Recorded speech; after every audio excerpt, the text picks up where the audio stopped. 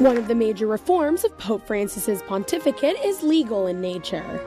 It covers the Episcopalis Communio, the rules and regulations for the Synod of Bishops. Pope Paul VI created the Synod after the Second Vatican Council to strengthen the relationship between bishops and the pontiff. The goal was to create an open dialogue on concrete pastoral matters. However, the Assembly of Bishops should not be confused as a political debate. Il Sinodo non è un Parlamento, no?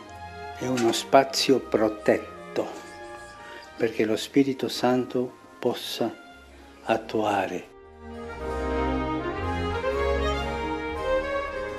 Each pope has adapted the function of the synod to fit the needs of the moment. In the case of Pope Francis, he decided to involve not only bishops, but also the rest of the church community. That is why the Vatican sends questionnaires to Catholics in the diocese before each assembly. With the results, a report has been made that serves as a guide for the bishops participating in the synod.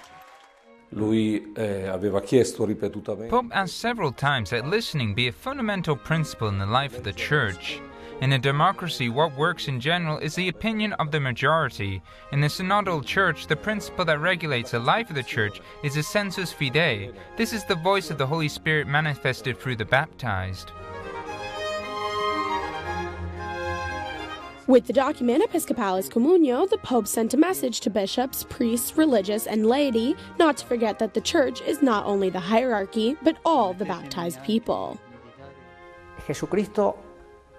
Jesus Christ founded the Church and gave it to the apostles. This might lead one to think that the Church has a pyramidal structure. This, as often happens, has some truth and some incompleteness, because a bishop is not a monarch. This is how Pope Francis is culminating the journey begun by his predecessors to underline an essential dimension of the Church, synodality. The final document on the Synod of Youth, Faith, and Vocational Discernment recalls these words by Pope Francis. Il cammino della sinodalità è il cammino che Dio si aspetta dalla Chiesa nel terzo millennio. The document points out that synodality is key to the missionary impulse that the Church needs. Synodality literally means to walk together, and it is a very particular way of understanding the relationship between the Pope, bishops, and the rest of the baptized. It was an essential mark of the early Church.